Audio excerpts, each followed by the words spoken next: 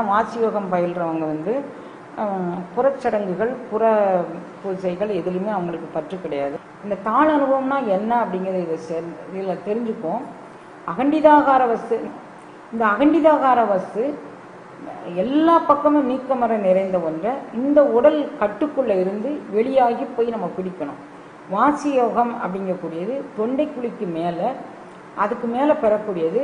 அந்த வாசியோக சாதனையாளர்கள் வள்ளல் பெருமானார் எல்லாருமே 9 வாசல் அப்படின்னு சொல்லும்போது இந்த 9 வாசலில் 2 வாசல் நம்ம மூக்கு நுனிக்கு நேர உள்பகுதியில் இருக்கக்கூடிய 2 வாசலையும் அவங்க எருவாய் கருவாய் அப்படின்னு சொல்கிறாங்க. உச்சந்தலைக்கு உள்ளே பெறக்கூடியது இவ்வளவு இருக்குது.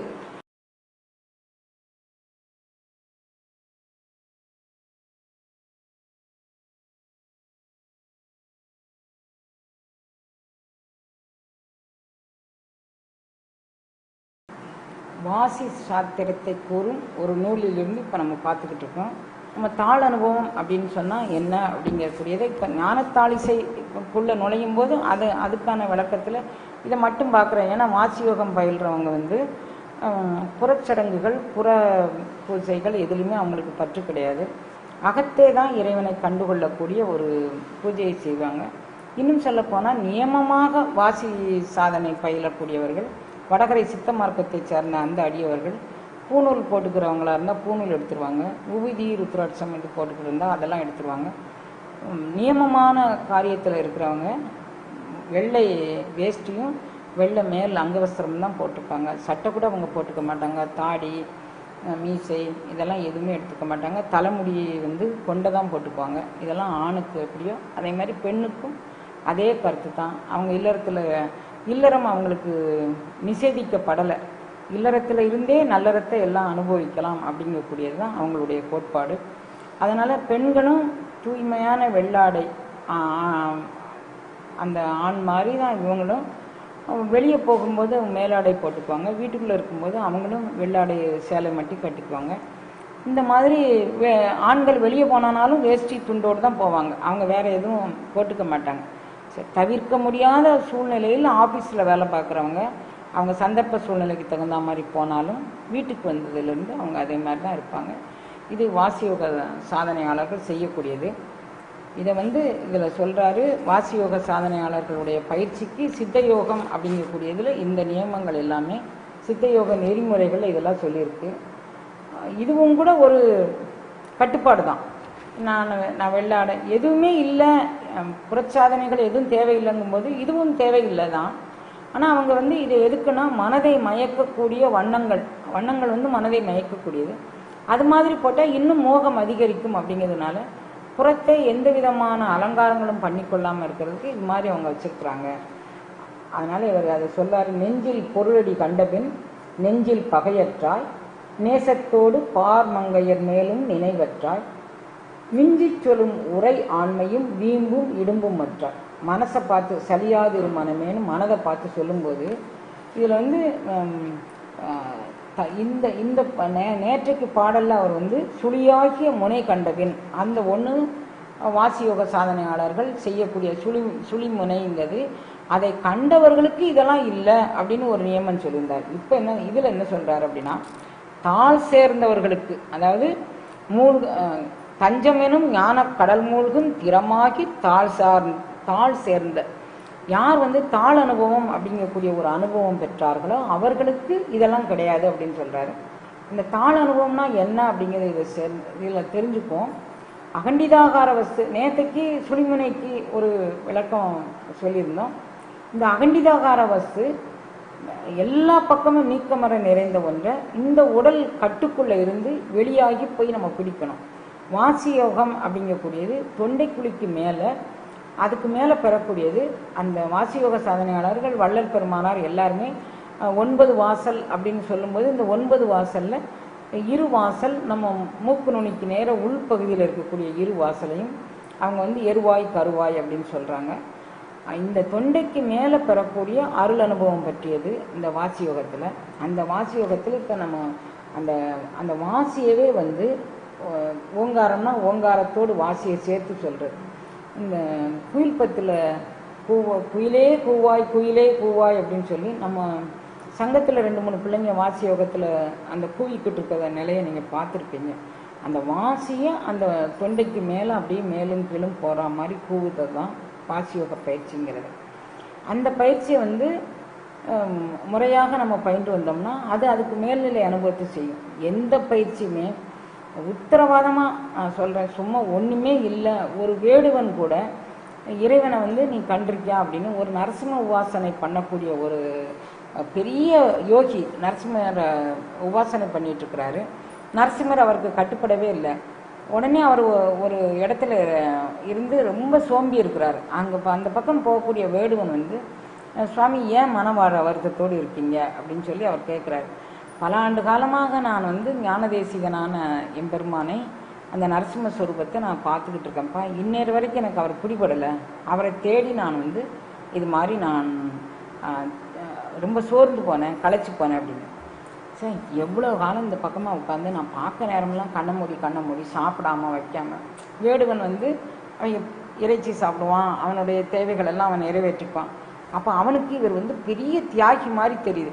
எதுவுமே வேண்டாமல் ஊன் உறக்கம் இல்லாமல் இவர் இருக்கிறாரு. இவருக்கு போய் நம்ம ஏதாவது ஒரு வகையில் உதவி செய்யணும் அப்படின்னு சொல்லிட்டு இவர் நேராக போய், நரசிம்மா நீ எங்கே இருக்கிற, நான் வந்து உன்னை பார்க்கணும்.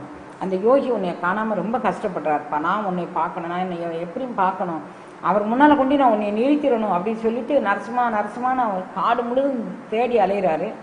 அந்த அலைச்சலில் நரசிம்மனை தேடி அலைந்த அலைச்சலில் அவர் சாப்பாடை மறந்துட்டார், தூக்கத்தை மறந்துட்டார் அந்த வேடுவன். நரசிம்மா, நான் எப்படியாவது ஒருத்தருக்கு உதவி செய்யணும்னு நான் வாக்கு கொடுத்துட்டு வந்திருக்கிறேன். நான் அவர் முன்னால் நான் உன்னை எப்படியாவது கூட்டிக் கொண்டு நான் நிறுத்திடணும். என் முன்னால் நீ காட்சிக்கு வா. அந்த துறவி பாம்பு எத்தனையோ ஆண்டு காலம் கண்ண மூடி அவர் ஒன்றுமே கிடைக்காம இருக்கிறாரு. நான் எப்படியாவது அவருக்கு ஒரு உதவி செய்யணும். நீ என் முன்னால் வா, நான் அவர் முன்னால் கூட்டிகிட்டு போகிறேன்னு இவன் வேடுவன் வந்து ஒரு விடாமுயற்சியோடு நரசிம்மனை கூவி கூவி கூவி கூவி அழைக்கிறாரு. சாப்பாடு மறந்துட்டார், தூக்கத்தை மறந்துட்டார். நரசிம்மனை தேடி காடு முழுக்க நரசிம்மான்னு தேடுறாரு. எல்லாம் எதிரொலிக்குது. நரசிம்மனுக்கே தாங்க முடியல. அவர் வந்து அகண்ட பரந்தானே ஒரு நரசிம்மமூர்த்தி உருவம் எடுத்து வந்துட்டார். வந்த உடனே என்னப்பானார், பாவம் அவர் எவ்வளோ காலம் காத்துக்கிட்டு இருக்கிறாரு, இது மாதிரி நீ ஏமாற்றலாமா, வா நான் வந்து உன்னை கூட்டிகிட்டு போகிறேன் அப்படின்னு சொல்லி சொல்றாரு. நீ ஒருவேளை என்னை விட்டு போயிட்டேன்னா நானே 3-4 நாள் உன்னை தேடி கண்டுபிடிச்சிக்கா இருக்கு. இந்த வேடுவன் இந்த எந்த ஒரு மூலை முடுக்கு கூட இந்த காட்டில் எனக்கு தெரியாமல் இருக்காது. அதுலேயே நீ இப்படி ஒளிஞ்சுக்கிட்டு இருக்கிய, நான் உன்னை கூட்டிகிட்டு போகிறேன்னு சொல்லிட்டு பக்கத்தில் போகும்போது நீ என்னை விட்டு ஓடி போயிட்டேன்னா என்ன பண்ண அப்படின்னு சொல்லி அங்கே இருக்கக்கூடிய அந்த தலை கொலை இதெல்லாத்தையும் எடுத்து ஒரு கயிறு மாதிரி பண்ணி நரசிம்மரை கழுத்தில் போட்டு கட்டி வா அப்படின்னு சொல்லி கூட்டிகிட்டு வந்துட்டார். கூட்டிகிட்டு வந்து அந்த துறவி முன்னால் கொண்டாந்து நிறுத்தி, சாமி நீங்கள் நரசிம்மரை தேடி அலைஞ்சிங்களே, நான் கொண்டாந்து வச்சுட்டேன் பாருங்க அப்படின்னு சொல்லி சொல்கிறார். கண்ணை திறந்து பார்த்தா அவருக்கு வேடுவன் தான் தெரியுதானே தவிர நரசிம்மர் அவருக்கு தெரியல. எப்பா, எனக்கு நரசிம்மர் தெரியலையடா, நீ தானே தெரியுத, எனக்கு இத்தனை ஆண்டு காலம் தவம் பண்ண எனக்கு தெரியாமலாடா நீ 2-3 நாளையில் போய் அவரை போய் பிடிச்சி கட்டிட்டு வந்துட்டுன்னு சொல்லுவேன், உனக்கு எப்படி அவர் தெரிவார் அப்படின்னா. அதான் அந்த நரசிம்மர் சொல்லார், இந்த எனக்கு தெரியாமல் அவனுக்கு தெரியுதுன்னு கேட்க பார்த்தியா, இந்த நான் தான் என்னை வந்து உனக்கு அடையாளப்படுத்தாமல் இருக்கு. அந்த நானை திறந்துட்டேன்னா நீ வந்து என்னைய கண்டுக்கலாம். அவன் நானே இல்லாமல் அவனுக்காண்டி அவன் பார்க்கல, நான் யாருன்னு அவனுக்கு தெரியாது, என்னுடைய உபூதிகள் என்ன அப்படின்னு அவனுக்கு தெரியாது. அவனுக்காண்டி அவன் என்னை தேடலை, எங்கிட்ட இருந்து எதுவும் பெற்றுக்கணும்னு அவன் தேடலை, உன்னுடைய கஷ்டத்தை போக்கணும்னு அவன் வந்தான். அதனால நான் அவனுக்கு அன்பால் கட்டுப்பட்டுருக்கேன். அவன் கையில் வந்து தலை எல்லாம் வச்சுருக்கேன், இப்படி வச்சுக்கிட்டு இருக்கான், கட்டி எடுத்துகிட்டு வந்த ஒரு பாவனைக்கு. ஆனால் அவன் கண்ணுக்கு நரசிம்மர் தெரியல. அப்போ அவன் சொல்கிறான், ஐயா இன்னும் தானே பக்கத்தில் தானே நிற்கிறான், நீங்கள் என்ன தெரியலங்கீங்க, சாமி இந்த நிற்கிறார் பாருங்க, இந்த நிற்கிறான் பாருங்க நரசிம்மன், இந்த நிற்கிறான் பாருங்க நரசிம்மன்னு அவன் சொல்கிறான். அப்போ அந்த நரசிம்மர் வந்து இவன், சாமி நீ வந்து எனக்கு காட்சி கொடுக்கலன்னா நான் பொய் சொன்னேன்னு சொல்லிடுவார், தயவுசெய்து நீ அவனுக்கு காட்சி கொடு அப்படின்னு சொல்லி வேடுவன் வந்து நரசிம்மர்கிட்ட சொல்கிறாரு. இவங்க 2 பேரும் பார்த்துக்கிட்டு இருக்க, அவர் ஒளிபூர்வமாக மறைஞ்சிடுறாரு. அப்போ இந்த நான் தூக்குச்சுன்னா அது தெரியாது. அப்போ அந்த நான் தூக்காத இடத்துல யாராலும் கண்டுபிடிச்சிக்க தான் முடியும் அந்த கடவுளை. இப்போ நம்ம பயிற்சியாளர்கள் நான் தூக்காமல், எந்த பயிற்சியாக இருக்கட்டும், நான் தலை தூக்காமல் எப்படியாவது நான் அடையணும். இங்கே பாருங்க, ஈவன்லாம் சாமி கும்பிடுதான் பார்த்தியா, அந்த எண்ணம் வரக்கூடாது. அவன் உயிருக்கு என்ன பண்ணணுமோ, அவன் உடலுக்கு என்ன பண்ணணுமோ அதை பண்ணிட்டு போகிறான். அடுத்தவனோடு நம்ம ஒப்பிட்டு பார்த்து நான் பெருசாக பூஜை பண்ணுவேன், அதெல்லாம் இருந்துச்சுன்னா நமக்கு எதுவுமே வராது. நாம ஜபமே பண்ணட்டும். ஒரு காலகட்டத்தில் அந்த நாம ஜபம் வாசி ஓட்டத்தினுடைய நிலையை காட்டி கொடுத்துரும். எந்த பயிற்சியாக இருக்கட்டும், உயிர்கள் செய்யக்கூடிய பயிற்சிகள் அந்த வாசி யோகத்தில் போய் நிறைவு பெற்றோம். ஆனால் வாசி யோகத்தில் நிறைவு பெற்று அந்த உச்சந்தலைக்கு மேல் பெறக்கூடிய அருள் அனுபவத்தினால தான் பூரணத்தை நம்மளால் உணர முடியுமே தவிர மீதி எதனாலும் உணர முடியாது. ஆனால் உணர முடியாது அப்படின்னா இத்தனை மந்திரங்களும் இத்தனை தந்திரங்களும் இத்தனை அருளாளர்களும் பிறந்த புண்ணிய பூமியில் அப்போ அதெல்லாம் வீணா அப்படின்னா அது வீண் இல்லை. அவங்க எத்தனாவது வகுப்பு வரைக்கும் போயிருக்கிறாங்களோ அத்தனை வகுப்பு வரைக்கும் நின்றுட்டு அதுக்கப்புறம் அடுத்த பாடத்துக்கு அவங்க வந்துடுவாங்க. அடுத்த பிறவிக்கு ஒரே அடியில் நான் கண்டே தீருவேன் அப்படின்னு நினைக்கிற ஜீவர்களுக்கு அந்த அவன் அறிஞ்சு செஞ்சாலும் அறியாமல் செஞ்சாலும் இந்த வேடன் கையில் நரசிம்மராகப்பட்ட மாதிரி அறியாமல் செய்தாலும் அறிந்து செய்தாலும் நான் இல்லாமல் பிறருக்கு உதவணுங்கக்கூடிய எண்ணத்தில் செஞ்சால் எல்லாரும் கிடைச்சிருவாங்க. ஆனால் எப்படி கிடைப்பாங்கன்னா அப்பவும் இந்த வாசி நமக்கு சமாதானமாகி நம்ம உடம்புக்குள்ள எந்த அளவில் இடகலையில் ஓடணும், எந்த அளவில் வலகலையில் ஓடணும், எந்த அளவில் ரெண்டும் ஓடி மாற்றி பிடிச்சா அது சுழுமுனையில் மேலேறும், அந்த சுழுமுனை போய் எங்கெல்லாம் போய் தொட்டு நிற்கும் அப்படின்னு தாள் அனுபவங்கக்கூடிய ஒரு அனுபவம் உண்டு. அந்த தாள் அனுபவம் எப்படிப்பட்டது அப்படின்னா இந்த ஓங்காரம்ங்கக்கூடியது உச்சந்தலை வரைக்கும் ஒரு மொக்காக இருக்கும். அந்த மொக்கு எப்படி இருக்கு அப்படின்னா அந்த நம்மளுடைய இடகலை பிங்களை மேலேறி அது புருவத்துக்கு மேலே போய் பிடரிக்கண்ணுக்கு மேலே போய் உச்சந்தலையில் போய் ஓங்கார மொக்காக அது இருக்கும். அந்த ஓங்கார மொக்கை அதுக்கு உச்சந்தலைக்கு மேலே வெளிவரக்கூடிய ஆற்றல் அதுக்கு அவ்வளவு பூரணத்துவமாக கிடையாது. அதுக்கு மேல் செயல்படக்கூடியது பேரண்ட நாயகனுடைய திருக்குறனை மட்டுமே செயல்படக்கூடியது. இவ்வளவு வந்துட்டும் நான் இது சொல்லுவாங்க, ஒரு பழமொழி நம்ம ஏரியாவில் இந்த பயிற்சியில் உள்ளவங்களுக்கு சொல்லுவாங்க, பனை ஏறியும் பாலை தொடாமல் இறங்குறானே அப்படின்னு சொல்லி. பனை வரைக்கும் ஏறியாச்சு. பனைங்கிறது இந்த உடல்ல நம்ம திருமந்திரத்தில் இதையே பனைன்னு சொல்லியே சொல்றாரு. உச்சந்தலை வரைக்கும் போயும் அதற்கு மேல் வெளிக்கடக்கக்கூடிய ஒரு நிலை அனுபவம் நமக்கு வராதனால நம்ம ஏங்கி நின்று அந்த குருவை பற்றி கொண்டு சரணாகதியாக பண்ணணும்னா சரணாகதி அந்த குருநாதர் ஈர்த்து நம்மை பிடித்து ஆட்கொள்வார். அப்போ எப்படி இரும்பு துருஏறிய இரும்பாக இருந்தால் கூட காந்தம் பிடித்து இழுக்குமோ அது மாதிரி உச்சந்தலைக்கு மேல் வரக்கூடியது அந்த உயிரினுடைய பரிணாம வளர்ச்சி அது வெளிப்படுத்தி கொண்டு அகண்டிதாகாரத்தில் அது நமக்கு காட்டி கொடுக்கும். அதை வேந்தனாய் வெளிக்காட்டிய அற்புதம் அறியேனே அப்படின்னு சொல்லி அதை பார்ப்பாரு. இதுவரைக்கும் இந்த உடல் கூண்டுக்குள்ளே கடந்து இதில் பெறக்கூடிய அனுபவமே, இதில் பெறக்கூடியதே, இந்த உடல் கூண்டுக்குள்ளே பெறக்கூடியதே பெரிய பெரிய காட்சிகள், காண்பன பலவாய் காட்சிகள் பலவாய் பெரிய அந்த எண்ணிலா திருக்கோலம் கண்டேன் அப்படின்னு எல்லாம் சொல்றாரு. கணக்கிலா திருக்கோலம் காட்டினாய் கழுக்குண்டிலே, அப்போ காணனா திருக்கோலம் காட்டினாய் கழுக்குண்டிலேன்னு இந்த உச்சந்தலைக்கு உள்ளே பெறக்கூடியது இவ்வளவு இருக்கு. அதுக்கப்புறம் உச்சந்தலை கடந்து பெறக்கூடியது அது என்ன ரொம்ப நீங்க நினைச்சு பாருங்க. 224 போனங்கள் அதனுடைய பெரிய தன்மைகள்லாம் நீங்க நினைச்சு பாருங்க. அவ்வளவு அனுபவமும் சேர்த்து நமக்கு தர்றதா அந்த தாள் அனுபவம்.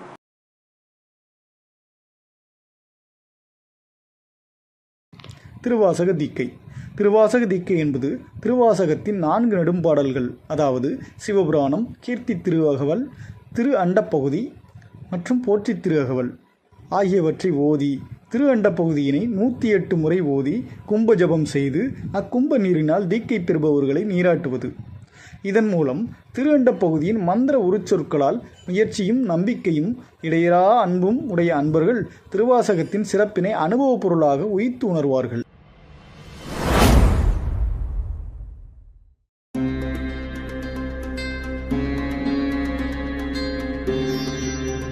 உச்சாரணம் பண்ணினா நமக்கு என்ன கிடைக்கும்? நம்மளுடைய மனம், புத்தி, சித்தம், அந்தக்கரணம் அனைத்தும் தூயதாகும். இந்த உலகத்துல உண்டான எல்லா பெயர் புகழ் எல்லாத்தையும் நாம அனுபவிக்கலாம். இந்த அணுக்களை மாற்றி அமைச்சு இந்த RNA-DNA மாலிக்குள் நம்மகிட்ட இருக்கிறத மாற்றி அமைக்கக்கூடிய வலிமை இந்த ஸ்ரீம் ஹ்ரீம் அப்படிங்கக்கூடிய அந்த சொற்களுக்கு அது இருக்கு. நீர்பணி சக்கரம் நேர்வரு வண்ணங்கள் பாரணியும் ஹ்ரீம் முன் ஸ்ரீம் ஈராக தாரணியும் புகழ் தையல் நல்லா தன்மை காரணியும் பொருள் கண்டுகொள்ளீரே. இந்த மந்திரங்கள் நமக்கு எல்லா விதமான அருள்நிலையும் பெற்றுத்தரும்.